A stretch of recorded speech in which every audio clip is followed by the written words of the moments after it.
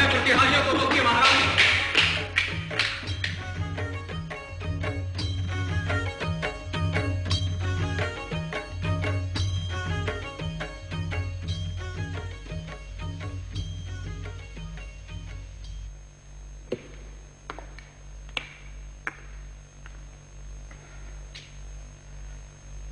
राष्ट्र पर संकट आया है, इसलिए तक्षशिला का एक शिक्षक आपके पास आया है। तुमने भीतर आने का दुस्साहस कैसे किया ब्राह्मण? आपसे प्रार्थना करने आया हूं महाराज। अलक्षेंद्र नामक एक यवन योद्धा मिस्र व पार्स के साम्राज्य को उखाड़कर भारत की ओर बढ़ रहा है। तक्षशिला से उसकी संधि भी हो चुकी है।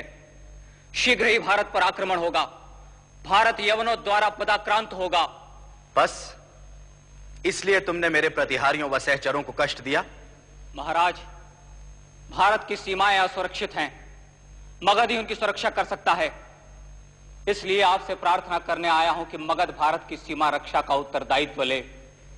तुम तो धनानंद को आज्ञा देने लगे भिक्षुक। याचना कर रहा हूं महाराज। लक्षावधि लोगों के जीवन की रक्षा के लिए, राष्ट्र की रक्षा के लिए, भारत की रक्षा के लिए मैं आपसे सैनिक सहायता की भिक्षा मांगता हूं। सीमा की रक्षा सीमा रक्षक किया करते हैं, सम्राट नहीं।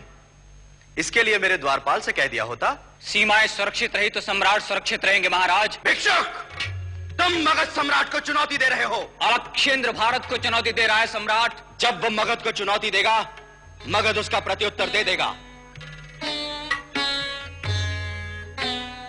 जाओ भिक्षुक, मेरे अतिथि तुम्हारे जाने की प्रतीक्षा कर रहे हैं। मैं आपके आगे हाथ जोड़ता हूं सम्राट, मेरी प्रार्थना पर विचार कीजिए। एक मुट्ठी अन्न मांगा होता तो मैं विचार भी करता, पर तुम तो उसके भी योग्य नहीं हो ब्राह्मण। जाओ। देख रहा हूं कि धरा के बेटों से उनकी धरती छीनी जा रही है और मगध चुप है। कौन करेगा उनके घरों की रक्षा? कौन करेगा उनके हलों की रक्षा? धनानंद के पास और भी काम है मूर्ख। मगध के स्वामी होने का गर्व है तुम्हें, पर विशाल भारत की सीमाओं के रक्षक होने का गर्व करना नहीं चाहते। मगध सम्राट भारत की मिट्टी चंदन है। इसे अपने माथे पर लगाओगे तो हर भारतीय तुम्हें अपने हृदय का सम्राट बनाएगा। भारत की सीमाएं तुम्हें पुकार रही हैं धनानंद। प्रतिहारियों, इस मूर्ख की शिखा पकड़कर इसे बाहर निकाल दो। एक दिवस यही शिखा तेरे कुल की काल तरपड़ी होगी धनानंद। तुम जैसे दुष्टों ने भारत को पदाक्रांत कर रखा है, मैं तुम जैसे दुष्टों को पदाक्रांत करूंगा।